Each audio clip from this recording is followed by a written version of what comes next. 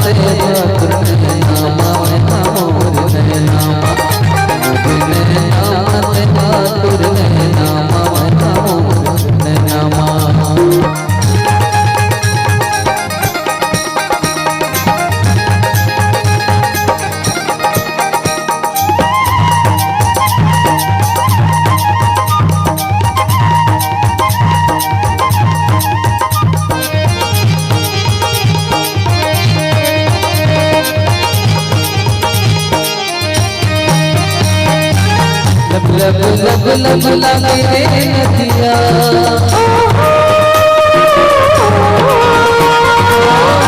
लब लब लब लगे नदिया।